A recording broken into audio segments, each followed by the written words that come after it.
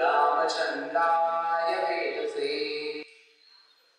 रघुनाथाय नाथाय सीताया पतये नमः। लोकाभिराम रणरङ्गदीनं राजीवनेत्रं रघुवंशनाथं कारुण्यरूपं करुणाकरन्तं श्रीरामचन्द्रं शरणं प्रपद्ये। श्रीरामचन्द्रं शरणं प्रपद्ये।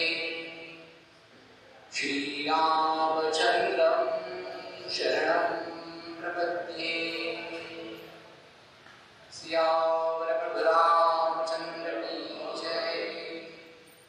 जय श्री। काल आपण पाहिलं की ब्रह्मर्षी विश्वामित्र राम आणि लक्ष्मणांना बरोबर घेऊन दशरथ आणि महर्षी वसिष्ठांच्या आशीर्वादाने तपोवनाच्या दिशेने निघालेले आहेत. कौसल्येचा आनंद वाढवणारा श्रीराम आणि रामाची सावली होऊन निघालेला श्री लक्ष्मण हे दोन्ही आत्मसज्ज धनुषा शस्पृशा पक्षया शंखसंगिनौ रक्षणाय मम राम लक्ष्मणा वक्रतस्सदैव गच्छताम्. ते कायम साधकांच्या रक्षणासाठी आत्मसज्ज धनुषा उत्तम अशा धनुष्याने आणि अक्षय्य बाणांच्या भात्यांनी दैनिक खड्गाने जे कायम सुसज्ज आहे असे हे दाशरथी राम आणि लक्ष्मण विश्वामित्रांच्या बरोबर निघाले आहेत. आणि अत्यंत धीर गंभीर पावलं टाकणारा पुरुष सिंह राम हा महर्षी विश्वामित्रांच्या आज्ञेत आपल्या पिताश्रींनी जो शब्द दिलेला आहे त्या शब्दाला जागणारा हा राम महर्षी विश्वामित्रांबरोबर एक पाऊल टाकत शरयू नदीच्या दक्षिण तीरावरून निघालेला आहे. मार्गामध्ये विश्वामित्र या दोन्ही राजकुमारांना एकापेक्षा एक उत्तम कथा सांगतायत. शस्त्र आणि शास्त्रांचं ज्ञान रामचंद्रांना आणि लक्ष्मण भैयांना मिळत आहे. संध्याकाळ झाली. काही वेळातच आता सूर्यास्त होणार आहे अशी घडिका समीप आलेली असताना विश्वामित्र महर्षी प्रभू श्री रामचंद्रांना सांगताय की रामा हे अनंता मी तुला अत्यंत दिव्य अशा दोन विद्या देणार आहे. तत्काळ शरयू मातेमध्ये जाऊन स्नान करून ये आणि त्रिभुवनाला जिंकणारा तू राम हो. जशी आपली आज्ञा आचार्य असं म्हणून राम शरयू मातेमध्ये स्नान करून त्या पवित्र जलाने शुचिर्भूत होऊन विश्वामित्रांच्या समोर येऊन बसतात. ध्यानस्थ झालेले विश्वामित्र रामांना सांगतायत की रामा तुला आता मी ज्या दोन विद्या देणार आहे त्या विद्यांमुळे तू तिन्ही लोकांमध्ये अजेय होशील. पहिल्या विद्येचं नाव आहे बला. आणि दुसरी विद्या आहे अतिबला. हजारो वर्षांच्या तपश्चर्येने या दोन विद्या मी आत्मसात केलेल्या आहेत आणि त्या मी तुला आता देणार आहे, त्या तू ग्रहण कर. आणि शक्तिपात साधनेने महर्षी विश्वामित्र बला आणि अतिबला या विद्या तेजस्वी रामचंद्रांना ग्रहण करण्यासाठी देतात. शास्त्रोक्त पद्धतीने मंत्र संध्या दिली जाते आणि प्रत्यक्ष बला आणि अतिबला या विद्या मनुष्य रूपामध्ये प्रभू श्री रामचंद्रांच्या समोर प्रकट होतात आणि त्या म्हणतात श्री रामांना की हे रामा, तुम्ही आम्हाला कोणतं स्थान देत आहात? आणि राम म्हणतायत, तुम्ही माझ्या मनामध्ये वास्तव्य करा. ज्या वेळेला मला राक्षसांचा नाश करायचा आहे, मी स्मरण करताच तुम्ही मला सहाय्यभूत होणार ना? त्या दोन्ही विद्या हात जोडून रामचंद्रांना नमन करतात आणि म्हणतात की जशी आपली आज्ञा. आणि ह्या दोन विद्या रामचंद्र ग्रहण करतात.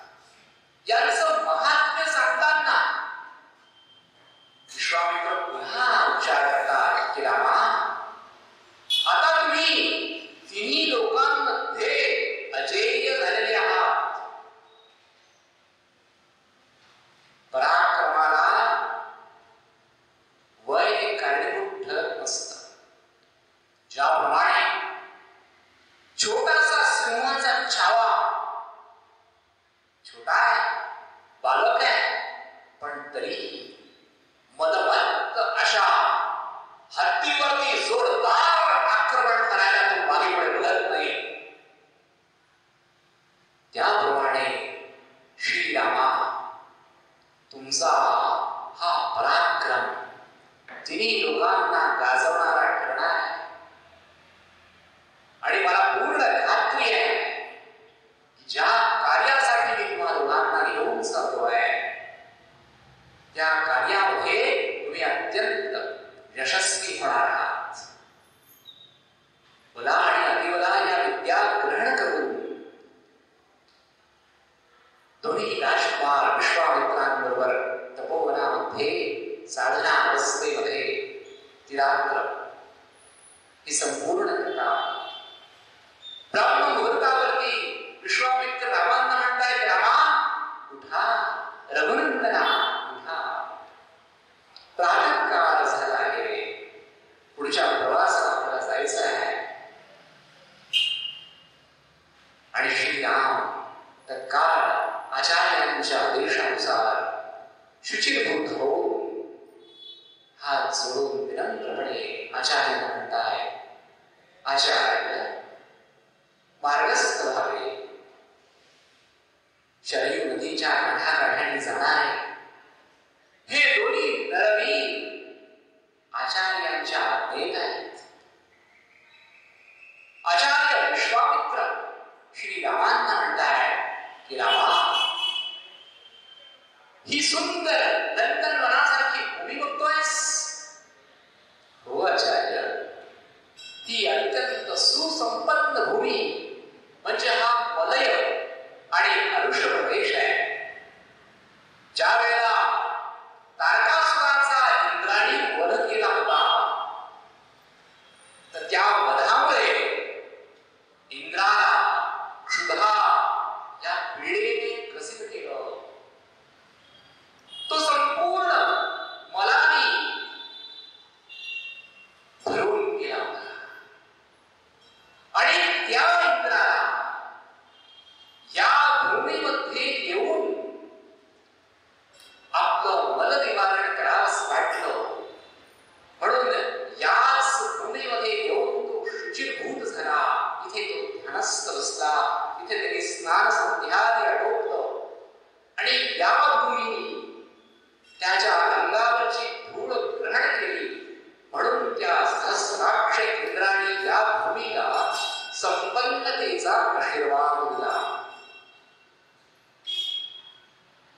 इंद्र म्हणाले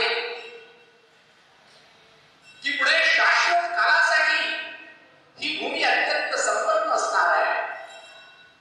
पेरू, चिक्कू, आंबा, साल, देवदार, पिंपळ, वट, नेक्रोध अशा अनेक उत्तमोत्तम वृक्षांनी ही भूमी ज्याप्रमाणे इंद्राची अमरावती सजवते त्याप्रमाणे ही भूमी कायम समृद्ध असणार आहे. ही सुंदर भूमी बघा, ही भूमी बघा आणि ती भूमी सुंदर असं त्या सृष्टीचं लावण्य न्याहाळत असताना अचानक एक गंभीर ध्वनी प्रभू श्री रामचंद्रांच्या कानावर येतो आणि आपण धडसर्च करून आपलं धनुष्य सावरून राम सावध आहे. लक्ष्मणा म्हणतायत, लक्ष्मणा हा ध्वनी कोणता आहे? तू सावध आहेस ना? हो दादा, मी पण सावध आहे. आचार्य, कसला हा तुमचा ध्वनी आहे? रामा सावध हो, ताटका नावाची राक्षसी आपल्याच दिशेने येते आणि हा भयंकर तुमचा ध्वनी त्या ताटकेचा आहे. प्रचंड आवाज करत ताटका येते. आचार्य, कोण आहे ही ताटका? रामा, ही ताटका पूर्वी एक यक्षिणी होती. हिचे पिता श्री सुकेतू नावाचे महान यक्ष होते आणि या सुकेतूनी शेकडो वर्ष तपश्चर्या केली. शेकडो वर्षाच्या तपश्चर्येनंतर प्रजापिता ब्रह्मदेवानी त्यांना वरदान दिलं. यांना संततीची अपेक्षा आणि सुकेतूला जर पुत्र दिला तर तो अहंकाराने लिप्त होईल आणि या पृथ्वीला काही करून सोडेल म्हणून त्यांनी सुकेतू या महायक्षाला कन्यारत्न दिलं. पण कन्यारत्न असलं तरी ते अबला नव्हतं आणि ही ताटका 1000 हत्तींच्या सामर्थ्याने युक्त होईल असा सक्षम वर प्रजापिता ब्रह्मदेवाने सुकेतूला दिला. सुकेतू नावाचा महायक्ष अत्यंत आनंदित झाला आणि ही यक्षिणी आपल्या सामर्थ्याने वाढू लागली. पुढे सुंदर नावाच्या राक्षसाशीचा विवाह झाला आणि आपल्या सामर्थ्याच्या अहंकाराने ती सगळ्यांना त्रास देऊ लागली. तिचा पुत्र मारीच, हा मारीच तर इतका भयंकर आहे की हा देवतांना सुद्धा दुर्जय आहे. देवता सुद्धा याला हरवू शकत नाही. त्राटकेचा पुत्र आहे मारीच, याला कोणी मारू शकत नाही असं याला वरदान आहे. आणि हे माता आणि पुत्र या तपोवनातल्या सगळ्या ऋषीमुनींना त्राही करून सोडताय. यज्ञादी कार्य हे उत्तम प्रकारे पार पडू देत नाहीत. हे मानव भक्षी आहेत, मानवाला भक्षण करतात. त्यांच्या रक्तमांसांचा खच ते यज्ञकुंडामध्ये टाकतात आणि त्यामुळे माझं अनुष्ठान आणि माझ्यासारख्या अनेक सिद्धांचं अनुष्ठान वर्षानुवर्ष रखडलंय.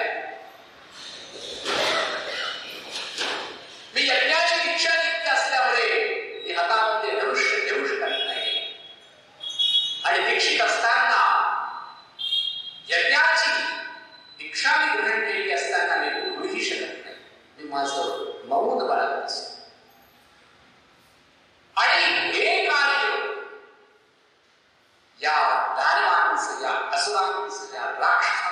पारिवर्त्य करण्याचं कार्य करण्यास संपूर्ण पृथ्वीवर रामचंद्रा फक्त तू एकमेव समर्थ आहेस. त्यामुळे सिद्ध हो, विश्वामित्रांनी सिद्ध हो म्हणतात. तोच धुळीचे लोट उठायला लागले. प्रचंड धुळीचे संपूर्ण आसमांत आकाश धुळीने वाकलेला आहे. आणि धुळीने वाकलेल्या या संकटाचा वेध घेत रामचंद्रांनी आपल्या धीर गंभीर धनुष्याची प्रत्यंचा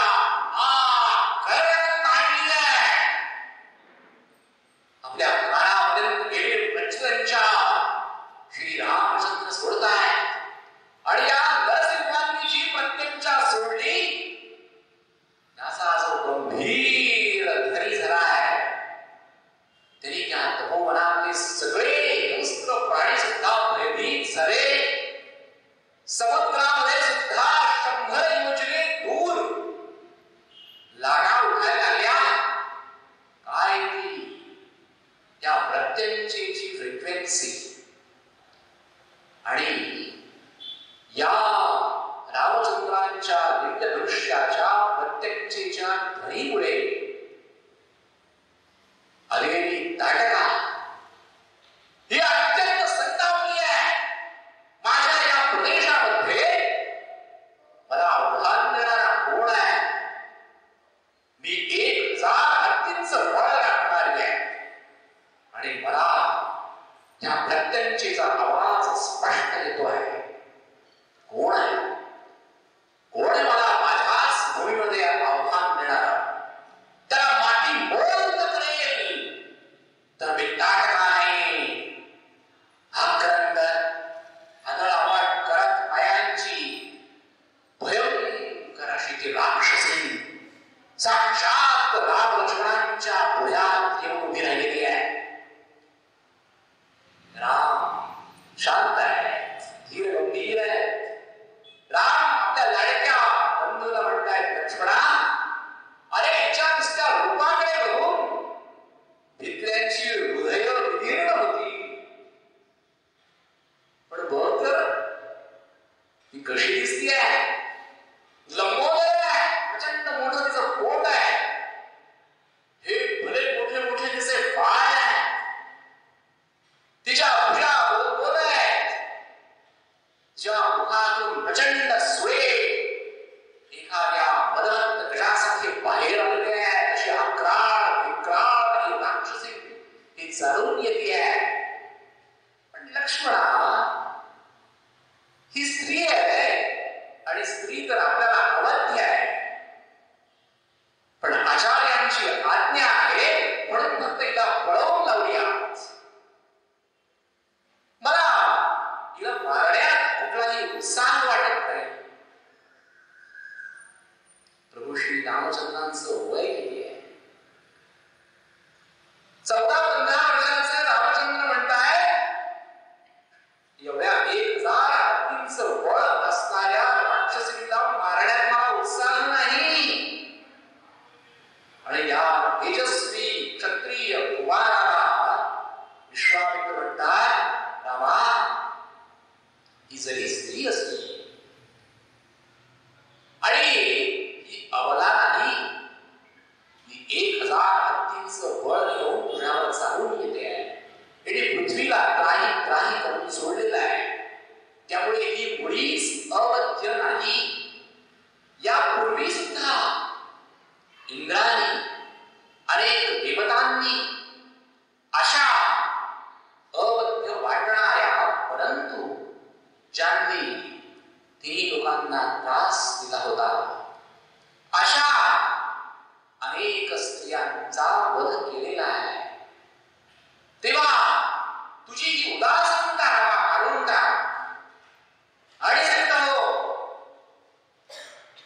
जशी आपली आज्ञा आचार्य आणि श्री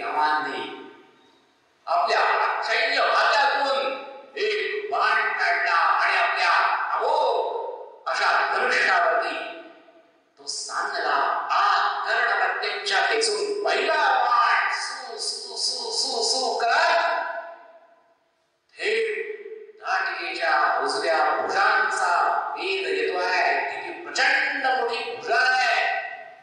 ही शेकडो मानवांची मिळून सुद्धा एक भुजा होणार नाही. इतकी प्रचंड भुजा रामांच्या एकाच बाणाने त्या दाटिकेच्या धडावर वेगळे करून टाकली. एक हात तोडला. राम लक्ष्मणाला म्हणताय, लक्ष्मणा बर तिचा जीव अजूनही मला घेण्याचा उत्साह येत नाहीये. हिचे नाक कान कापून टाक. आणि आपल्या ज्येष्ठ बंधूंच्या आज्ञेत असलेले लक्ष्मण भैया तत्काळ अग्निबाण सोडतात आणि त्या अग्निअस्त्राने हिचे नाक कान कापून टाकलेले आहेत. तिचे नाक कान कापले आणि मी एका भुजेने प्रभू रामचंद्रांवरती दगडांचा वर्षाव सुरू केला आहे. आकाशामधून प्रचंड दगडांचा मारा सुरू केला. श्री रामचंद्रांनी पुढचा बाण जो साधला त्या दगडांचे मोठमोठ्या पर्वत शिखरांचे ठिकऱ्या ठिकऱ्या करून टाकल्या. संपूर्ण मोठमोठे पर्वत जे श्री रामचंद्रांच्या अंगावरती फेकले जात होते त्या आपल्या समर्थ प्रभू श्री रामांनी त्याचा चक्राचूर करून टाकला आहे. ती आणखीच अवतारली आहे. त्याला हाताने मोठमोठे वृक्ष ती उन्मळून काढते आणि जोरदार या दोन्ही बंधूंच्या अंगावर फेकते आहे. लक्ष्मण भैया म्हणतायत, दादा हिचा एक बाहू अजून तिच्या जवळ आहे. चिंता करू नकोस लक्ष्मणा. आणि दुसऱ्या अक्षराला रामचंद्र आपल्या अक्षय्य भाग्यातून एक अमोघ अस्त्र सोडतात आणि दुसराही तिचा हात तिच्या शरीरापासून वेगळा होतो. अत्यंत संतापलेली ही राक्षसी किंचाळते. तिचा ध्वनी तिच्या पुत्रापर्यंत गेला. मारीच ज्या अन्य मनामध्ये होता त्याच्या लक्षात आलं की माझ्या मातेचा हा ध्वनी आहे. माझ्या मातेवर कोणीतरी प्रचंड आक्रमण केलेलं आहे आणि आता मला गेलं पाहिजे असा मारीच तिथून अन्य मनातून निघालाय. इकडे विश्वामित्र म्हणताय की ही मायावी आहे. हिचे दोन्ही हात तुटले म्हणजे ही गदा प्राण झाली असं नाहीये. राघवा बोल. तिने आकाशामध्ये दुसरं रूप धारण केलं आहे आणि ही मायावी राक्षसी वेगवेगळी रूप धारण करते. वेगवेगळ्या रूपांनी आणि गुप्त पद्धतीने ती या दोन्ही राजकुमारांवरती आक्रमण करते. वेगवेगळे अस्त्र शस्त्र मोठमोठे पर्वत ती फेकून मारते. परंतु बला आणि अतिबला विद्येने विभूषित असलेले श्री रामचंद्र तिच्या प्रत्येक शस्त्राला आणि अस्त्राला निस्तनाभूत करत आहेत. आणि काही क्षणात आता पराक्रमी श्रीराम आपल्या तेजाने लखलखणाऱ्या आपल्या शस्त्राच्या बाणांच्या टोकांशी अत्यंत अमोघ असं अस्त्र या घाटिकेच्या दिशेने सोडताय. आणि घाटिका मारीच्या मारीच्या मारीच्या आपल्या मुलाचं नाव घेत घेत धरणीवरती जोरदार कोसळली. घाटिका खाडून कोसळलेली पाहून आसंतामध्ये स्वर्गातून सगळे देव प्रकट होतात. राम लक्ष्मणांवरती पुष्पवृष्टी करतायत. बोलो सियावर प्रभु रामचंद्र की पवन सुत हनुमान की जय जय श्रीराम. जय जय श्रीराम. सगळीकडे श्री रामचंद्रांच्या या पहिल्याच पराक्रमाने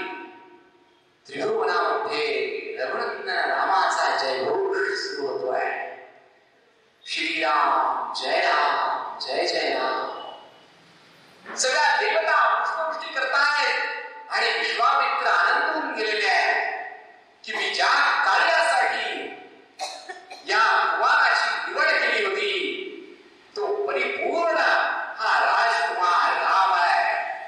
आणि मला आता पूर्ण खात्री झालेली आहे की हेच रघुनंदन राम पुढे येऊ घातलेल्या अत्यंत भयान अशा संकटाचं तिन्ही लोकांना त्या संकटापासून वाचवणारं हे वरदान आहे. त्यांचं नाव आहे श्रीराम. ते श्रीराम आहे. श्रीरामांवर प्रसन्न झालेल्या विश्वामित्रांनी या राक्षसांच्या बाबतीमध्ये आणखी सांगायला सुरुवात केली. रामा, तुम्ही सावधच राहावं. मजल दरमजल करीत राम लक्ष्मण पुढे पुढे चालले आहेत आणि एक सुंदर सिद्धाश्रम त्यांना दिसतो आहे. त्या सुंदर अशा सिद्धाश्रमाला बघितल्यानंतर रामांच्या मनामध्ये उत्सुकता आहे. आचार्य, हे सिद्धाश्रम कोणाचे आहेत? इथे कोण राहत होतो? आणि त्या सिद्धाश्रमांची कथा विश्वामित्र त्यांना सांगतायत की रामा, हा तोच सिद्धाश्रम आहे की जेथे देवाधिदेव महादेवांनी अनेक वर्ष इथे राहून ध्यान अवस्थेमध्ये, समाधी अवस्थेमध्ये तपश्चर्या केली होती. आणि त्या कंदर्पाने सृष्टीच्या कल्याणासाठी देवाधिदेव महादेवांची समाधी भंग करण्यासाठी त्याच कामदेवांनी कामास्त्र सोडलं होतं. आणि इथून त्यांनी आपल्या केवळ तिसऱ्या नेत्राच्या उन्मीलनाने त्याला भस्मसात करून टाकलं. ही तीच भूमी आहे, हा सिद्धाश्रम आहे. महादेवांनी मदनाला जाळून टाकलं म्हणून ही कंदर्प भूमी आहे. हा सिद्धाश्रम आहे. आणि या सिद्धाश्रमामध्ये आजपर्यंत हजारो मुनींनी तपश्चर्या केलेली आहे. ही माझी सुद्धा साधनेची भूमी आहे. चौलिंगा अन्न देखील सगळ्या सिद्धांची ओळख करून देतो रामा. लक्ष्मणा, चलावे. राम लक्ष्मण दोघेही आचार्यांच्या बरोबर त्या सिद्धाश्रमात जात आहेत. आणि या दोन राजकुमारांना अत्यंत तेजस्वी अशा त्यांच्या दिव्य दर्शनाला पाहून सगळे सिद्धाश्रम त्यांना आशीर्वाद देत आहेत, त्यांचं थोडं कौतुक करतायत. आणि त्यांना अत्यंत झालाय की आता रघुनंदन राम हे आपली जी तपश्चर्या आहे ती निर्विघ्न करण्यासाठी आलेले आहे. त्या सिद्धाश्रमामध्ये विश्वामित्र आता राम लक्ष्मणांना सांगतायत की उद्या ब्राह्म मुहूर्तावरती आम्ही पुढच्या अनुष्ठानाला प्रारंभ करणार आहोत. लक्ष्मण भैया उतावळे आहेत. लक्ष्मण भैया म्हणतायत, आचार्य, तुम्ही आम्हाला सांगून ठेवा की कधी आणि केव्हा अनुष्ठान यज्ञ सुरू होणार आहे आणि केव्हा ते राक्षस येतील. युद्ध करण्यासाठी उतावळे झालेले हे तरुण क्षत्रिय वीर पाहून विश्वामित्रांचा बोल भरून आला आनंदाने. आणि ते म्हणाले, उद्यापासून 6 दिवस 6 रात्र रामा झोपायचं नाहीये. 6 दिवस 6 रात्र झोपायचं नाही. लक्ष्मणा, या आश्रमाच्या चारी बाजूनी तुम्हाला सावध राहायचं आहे. कुठल्याही दिशेने हे मायवी राक्षस आक्रमण करतील आणि यज्ञाला भंग करण्याचं काम करतील. तुम्हाला सावध राहायला पाहिजे. जो आदेश राम लक्ष्मण अत्यंत प्रसन्न आहेत. त्या रात्री सुद्धा उद्या पराक्रम करायचा आहे, उद्या युद्धासाठी आपल्याला सामोरं जायचं आहे. या विचाराने, या आनंदाने राम लक्ष्मण आपल्या बाणांना धार लावतायत. रात्रभर तलवारीला धार लावतायत. धनुष्याची प्रत्यंचा काढतायत. असे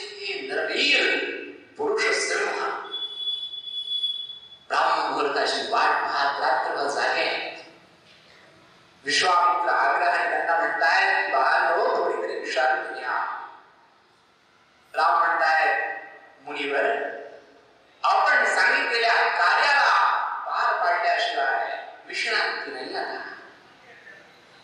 राम मुहूर्तावरती शुचिभूत होऊन हे दोन्ही नरवीर सिद्ध आहेत. हातामध्ये धनुष्यबाण घेतलेलं आहे, कमरेला सुंदर असं खडक आहे आणि 6 दिवस 6 रात्रींसाठीचं अनुष्ठान विश्वामित्रांनी सुरू केलेलं आहे. 4 वेदांचे आचार्य आपापली भूमिका उत्तम प्रकारे पार पडतायत. प्रभू श्री रामचंद्र अत्यंत सावध आहे आणि त्या आश्रमाच्या सगळ्या बाजूंनी ते एक जण घालतायत, आकाशाकडे पाहतायत की कुठल्या दिशेने हे माया येत आहेत. 1 दिवस झाला, 2 दिवस झाले, 3 दिवस झाले आणि 4थ्या दिवशी अचानक आकाशातून रक्ताचा पाऊस पडायला लागला. राक्षसांच्या झुंडीच्या झुंडी यज्ञमंडपाच्या वरती उपस्थित झाल्या आणि यज्ञमंडपावरती रक्तमांसांचा खच टाकायला लागल्या.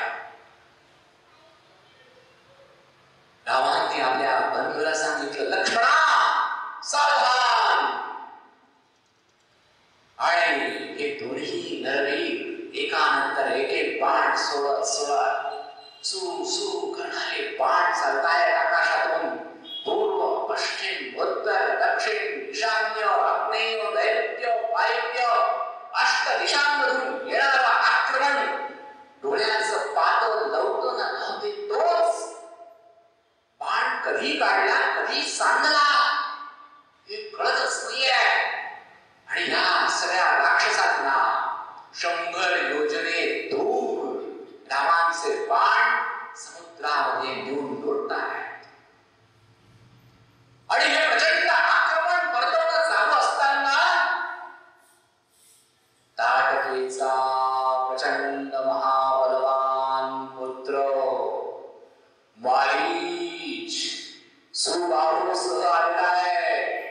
मारीच आणि सुबाहूने प्रचंड आक्रमण या दोन्ही बालकांवर केलेलं आहे.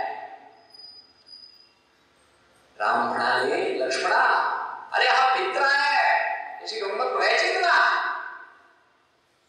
आणि विश्वामित्रांनी दिलेल्या दिव्यास्त्रांपैकी एक दिव्यास्त्र असं तरी श्रीरामांनी चालवलं की त्या बाणाने जो छातीवर जोरदार आघात केला मारीचाचं वक्षस्थळ विदीर्ण तर नाही झालं, परंतु त्याला 1000 योजने दूर नेऊन समुद्रात टाकलं. इतका भयंकर भयभीत झाला मारीच, त्याला वाटलं आपलं आयुष्य संपलं आणि तो त्या समुद्रात कोसळला. पुन्हा येण्याची त्यांनी हिंमत केली नाही. दुसऱ्याच बाणामध्ये सुबाहूला यमसदनाला धाडलं प्रभू श्री रामचंद्रांनी आणि संपूर्ण आसमंत राक्षसहीन करून टाकला. 6व्या दिवसाची रात संपली. अनुष्ठान निर्विघ्नपणे संपूर्ण झालं. अति प्रसन्न झालेल्या विश्वामित्रांनी अनेक दिव्यास्त्र प्रभू श्री रामचंद्रांना पुन्हा प्रदान केली. अग्नेयास्त्र, वरुणास्त्र, पाशुपतास्त्र, नारायणास्त्र, ब्रह्मास्त्र अशी अनेक मंत्रयुक्त अस्त्र श्री रामांना धारण करायला आचार्यांनी सांगितलं आणि प्रभू श्री रामचंद्रांनी त्या सगळ्यांना आपल्या मनामध्ये स्थान दिलं. अत्यंत तेजस्वी आणि अवराग अस्त्र प्राप्त झाल्यानंतर प्रभू श्री रामचंद्रांचं तेजोवलय हे अधिकाधिक संपू लागलेलं होतं. त्यांच्याकडे पाहिल्यानंतर कुठल्याही व्यक्तीला सहज लक्षात येईल की हे साधारण बालक नाही आहेत. राम आणि लक्ष्मण हे स्वर्गीय आणि इंद्रासमान पराक्रमी तेजोवलय धारण करणारे हे राजकुमार आहेत. विश्वामित्र रामांना म्हणताय की रामा, तुम्हाला माहितीये का, आता इथून आपण ज्या गंगेच्या दिशेने जात आहोत त्या गंगेला जान्हवी का म्हणतात? ही गंगा पूर्वी स्वर्गात होती, ती पृथ्वीवर कशी आली तुम्हाला माहितीये का? राम म्हणाले, आचार्य, ते ऐकण्याची आम्हाला उत्कंठा आलेली आहे, ऐकावे. आणि सगळ्या लोकांना आनंद देणारे ते राम एका कृपेने विश्वामित्रांकडून गंगावतरणाची कथा ऐकताय. राम कसे आहेत? कमलनयन राम अत्यंत एकाग्रतेने एवढ्या शक्ती मिळाल्या तरी पण अत्यंत निगर्वी असलेले राम गंगावतरणाची कथा आचार्य विश्वामित्रांकडून ऐकू लागलेले आहेत. रामा, तुझ्याच वंशामधील एक सगर नावाचा राजा राज्य करीत होता. हा सगर राजा आणि याच्या दोन लाडक्या महाराण्या होत्या. ज्येष्ठ महाराणी होती केशरी आणि दुसरी महाराणी होती सुमती. केशरी ही अत्यंत पतिव्रता, सद्गुणी, चारित्र्य संपन्न आणि सुमती म्हणजे साक्षात गरुड राजांची बहीण, गरुडाची बहीण यांची दुसरी लाडकी पत्नी होती.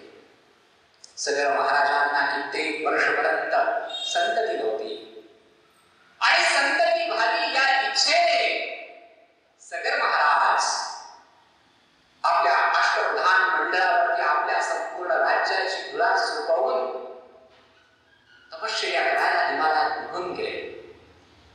त्यांनी भृगु प्रश्रवण नावाच्या पर्वत शिखरावरती, हिमालयात असलेल्या शिखरावरती आपल्या दोन्ही या पत्नीसह 1000 वर्ष तपश्चर्या केली. त्यांच्या या दिव्य कठोर तपश्चर्येला साथ देण्यासाठी साक्षात भृगु महर्षी प्रसन्न झाले आणि भृगु महर्षी सगळ्या राजाला म्हणाले, राजन, मी प्रसन्न आहे, तुला काय हवं आहे? ऋषीवर, या पृथ्वीचं वहन करण्यासाठी माझ्या नंतर हा सक्षम कोणीतरी पुत्र हवा आहे. मला संतती हवी आहे की जी चारित्र्यवान असेल, ती रघुकुलाचं नाव आसमंतामध्ये गाजवे, अशी संतती हवी आहे. तथाच तुला हजारो पुत्र होतील, तुझ्या एका पत्नीला एकच पुत्र होईल आणि एका पत्नीला 60,000 पुत्र होतील. तुम्ही जास्तीत जास्त किती पुत्र ऐकले होते आतापर्यंत महाभारतात? 100. याच्यापेक्षा जास्त पुत्र ऐकले होते? महाराजा सगर यांना आशीर्वाद मिळालाय दुसऱ्या पत्नीला, सुमतीला किंवा केशरीला कोणाला व्हायचं असं निश्चित झालं का नाही? 60,000 पुत्र एका बायकोला होती आणि एका बायकोला एकच पुत्र होईल, असा विचित्र आशीर्वाद प्राप्त झाला. दोघींना उत्कंठा लागली, कोणाला 60,000. एक पुत्र सांभाळणं आजकाल कठीण आहे, पाळण्या घराचा शोध करावा, कारण करिअर आहे. मातेला करिअर करण्यासाठी बाहेर करावं लागतंय आज. पण तो काळ असा होता की तेवढ्याच क्षमतेच्या माता होत्या आणि त्या दोघींनी हात जोडून ऋषीवरांना विचारलं, ऋषीवर, एक पुत्र कोणाला होईल आणि 60,000 पुत्र कोणाला होतील? Choice is yours. काय म्हणाले? Choice is yours. मी तुम्हाला संधी देतो, तुम्ही सांगा. केशरी, तुला एक पुत्र हवाय की जो पुढे वंशाला चालवेल, की 60,000 अत्यंत बलवान, चारित्र्यवान, सुसंपन्न, या पृथ्वीवरती राज्य करणारे असे पुत्र हवे? पण वंशाला चालवणारा एक पुत्र तो वेगळा असणार आहे आणि 60,000 पुत्र हे तसे अरे संपन्न आहे, तुला काय हवंय? पण सुमतीला आधी विचारा, ती माझ्यापेक्षा लहान आहे. सुमती म्हणाली 60,000 अंक मोठा आहे, तो मला आवडला. मला 60,000 बलवान, चारित्र्यवान आणि कुशल या पृथ्वीचा भार वहन करतील असे पुत्र आहेत. तथास्तु. केशिनी, तू प्रसन्न आहेस ना? हो आचार्य, मी प्रसन्न आहे. तुला एक पुत्र होईल, परंतु तोच या इक्ष्वाकू कुळाचं वर्धन करणारा असणार आहे. तोच इक्ष्वाकू कुळाला पुढे वाढवणार आहे. ठीक आहे. प्रसन्न झालेले तिघही महाराज सगर, केशिनी आणि सुमती हे आपल्या राज्यामध्ये अयोध्येमध्ये परत येतात. महाराजा सगर अत्यंत प्रसन्न आहे. अष्टप्रधान मंडळाला ही वार्ता कळते.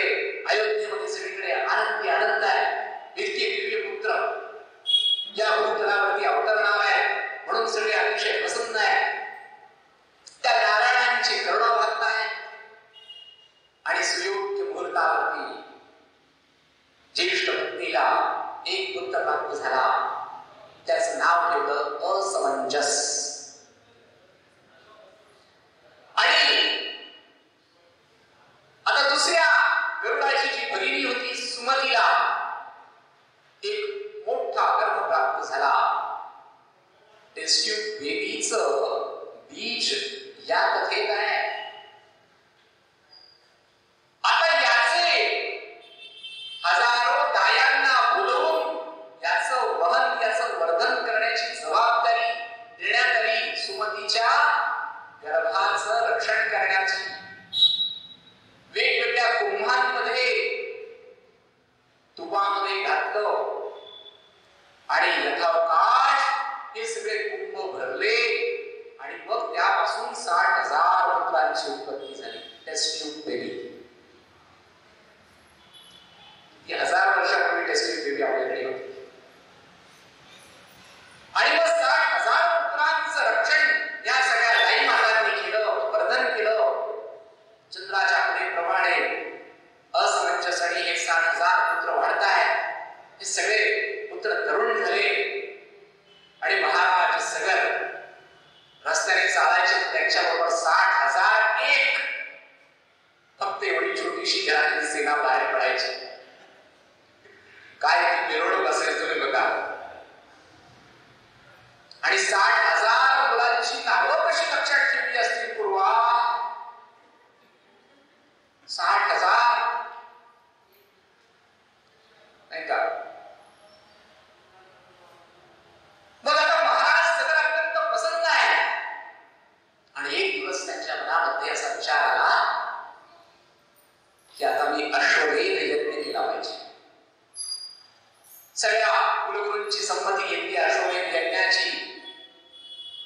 सगळ्या कुलगुरूंनी उत्तम आहे, उत्तम आहे, आपण संपूर्ण पृथ्वीचे राजे आहात, आपण अवश्य अश्वमेध यज्ञ करायला हवा. अश्वमेध यज्ञाची तयारी सुरू झाली. परंतु अश्वमेध यज्ञाची तयारी सुरू असताना प्रजाजन सगळे अयोध्येतले निवासी एक तक्रार घेऊन आले महाराजांकडे. महाराज, आम्ही चिंतातूर झालेलो आहोत. आम्हाला अभय हवंय.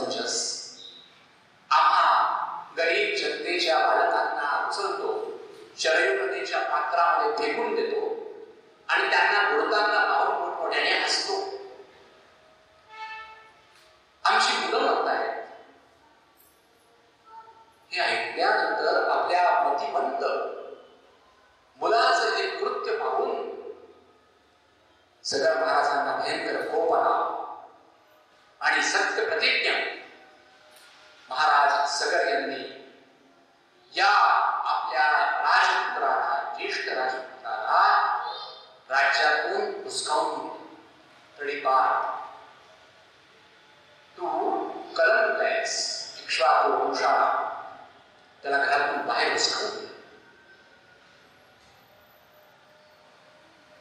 आता सगळे 60,000 पुत्र हे मात्र सगळे अत्यंत अज्ञाधारी आहेत, सद्गुण संपन्न आहेत, सगळ्या महाराजांचा प्रत्येक शब्द झेलणारे आहेत. हा जो हुसकावून दिला त्या असमंजस राजपुत्राचा मुलगा अंशुमान हा सुद्धा आता तरुण झाला आहे आणि पुढे अश्वमेध यज्ञाची तयारी संपूर्ण झालेली आहे. अश्वमेध यज्ञामध्ये एक अश्व सोडायचा आहे, संपूर्ण पृथ्वीवरती तो फिरणार आहे, त्याच्या रक्षणासाठी एका राजपुत्राने जायचं आहे, अनेक पुरोहितांनी जायचं आहे, चतुरंग सेना त्याच्या मागे असणार आहे आणि हे सगळं शास्त्र पूर्णपणे पार पडण्याचं व्रत अंशुमानाला म्हणजे आपल्या नातवाला सांगितलं. असमंजसाचा मुलगा अंशुमान त्याला सांगितलं. हा अत्यंत सद्गुणी आहे, आपल्या बापासारखा नाही. हा अत्यंत सद्गुणी अंशुमान त्या अश्वाचं रक्षण करणार आहे. अजून तो अश्व त्या यज्ञमंडपातच बांधलेला आहे आणि 60,000 पुत्रांना अन्य कार्य सोपवलेलं आहे रक्षणाचं. आता 60,000 इतक्या बलशाली पुत्रांसह इतका मोठा यज्ञ करणारे म्हटल्यानंतर इंद्र महाराज भयभीत झाले. त्यांच्या लक्षात आलं या आता काही खरं नाही. सगर महाराज हा यज्ञ संपन्न करतील आणि एकानंतर दुसरा, तिसरा, चौथा आणि यथाविधी योग्य संख्या प्राप्त झाली. इंद्रपद गेलंच, माझं खुर्ची गेली, सत्ता परिवर्तन. सगर महाराज स्वर्गाचे सत्ताधीश होणार. आता काही खरं नाही. मायावी रूप घेतलं इंद्राने आणि रात्रीच्या वेळी सगळे झोपलेले असताना या अश्वमेध यज्ञाचा तो घोडा पळाला. एका क्षणात अश्वगायब. काही क्षणानंतर ब्रह्ममुहूर्तावरती सगळे उठले. पहाटे 4 वाजता पाहतात तर घोडा गेला, घोडा गेला, घोडा गेला. घोडा कुठे कुठे कुठे शोधा शोधा, चारी दिशांना शोधा. सगळ्या महाराजांनी 60,000 पुत्रांवरती ही जबाबदारी टाकण्याने सांगितलं की एक योजन म्हणजे 1 किलोमीटर एवढी भूमी, 1 किलोमीटर स्क्वेअर मध्ये चौरस एवढी भूमी प्रत्येक राजपुत्रांनी वाटून घ्या आणि ती शोधून काढा. चप्पे चप्पे पे पहरेदार असे 60,000 पुत्र 60,000 किलोमीटर पुढे पुढे पुढे सरकत आहे. सगळी पृथ्वी शोधून झाली. महाराज कुठेच घोडा नाही. आता म्हणे जमीन खोदा, पृथ्वीच्या खाली जा, पाताळापर्यंत जा. पाताळात जरी असला तरी अश्व सापडला पाहिजे. इक्ष्वाकू कुळाचं नाव राखायचं आहे. साक्षात सूर्यवंश आहे असं करून चालणार नाही. अश्व सापडलाच पाहिजे. आणि या 60,000 पुत्रांनी संपूर्ण पृथ्वी खोदायला सुरुवात केली. 7 प्रकारची पाताळं असतात. एकेका पाताळात चालले आहेत, वेगवेगळ्या दिशेने जात आहेत. पूर्व, पश्चिम, उत्तर, दक्षिण, ईशान्य, आग्नेय, नैऋत्य, वायव्य 8 दिशांनी खालून खोदत खोदत चालले आहेत. पृथ्वी खोदून झाली आणि पाताळामध्ये 4 दिशांना त्यांना 4 दिग्गज दिसले. एकेका दिग्गजाला विचारत पुढे पुढे चालले आहेत. 8 दिग्गजांना भेटून झाले आणि शेवटच्या पाताळापर्यंत येऊन पोहोचले 60,000 पुत्र. आता इथे कपिल मुनी बसलेले आहेत ध्यानस्थ. कपिल मुनी म्हणजे साक्षात नारायणांचा अवतार. आणि कपिल मुनी ध्यानस्थ आहेत, अत्यंत संतापी आहेत आणि समाधी अवस्थेमध्ये आहे. इंद्राने गुपचूप तो घोडा त्यांच्या शेजारी आणून बांधला. आता या 60,000 पुत्रांनी पाहिला आपला घोडा इथे आहे. आम्ही किती दिवसांचं शोधतोय, सापडत नव्हता. या बाबाने इथे आणून ठेवला आहे. याचाच उपयोग असतो. पहिल्यांदा त्यांना कार्यानुसार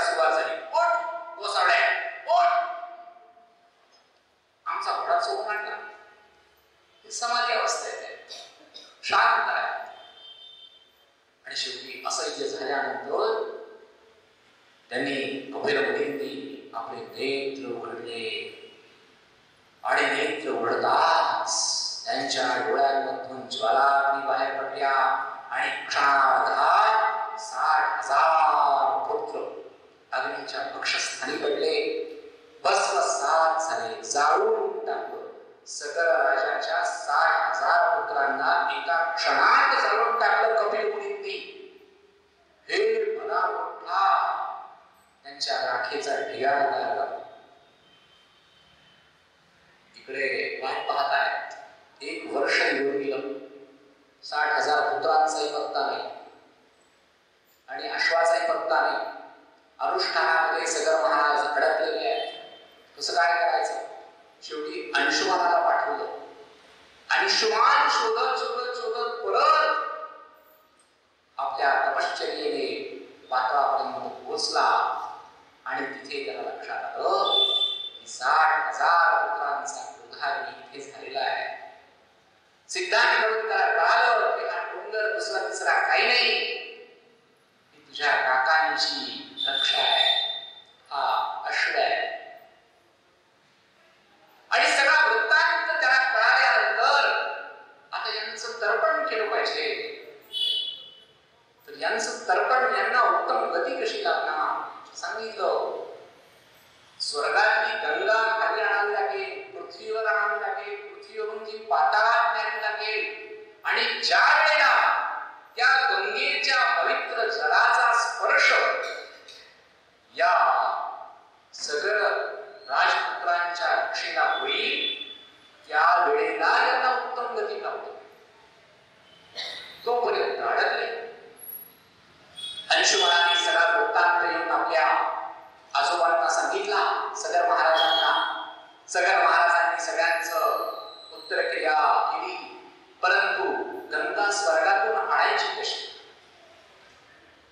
गंगा म्हणजे पार्वती मातेची ज्येष्ठ भगिनी, हिमालयाची कन्या, आणि हिमालयाने स्वर्गातल्या देवतांबरोबर तिला पाठवून दिलाय स्वर्गामध्ये.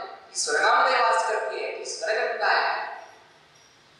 आणि त्या स्वर्गगंगेला आता कसं व्हायचं? खूप प्रयत्न झाले. सगळ्या महाराजांनी तपश्चर्या सोडली.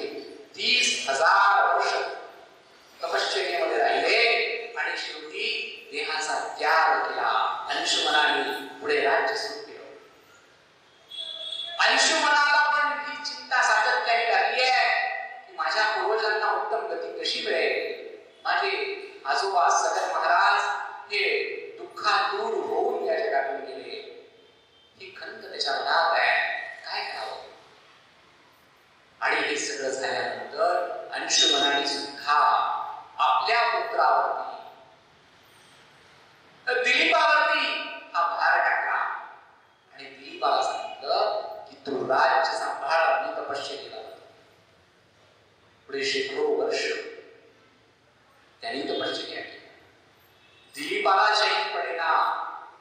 दिलीपाने तपश्चर्या करण्यासाठी आपला पुत्र भगीरथाला राज्याची जबाबदारी दिली आणि दिलीप सुद्धा तपश्चर्येला निघून गेला.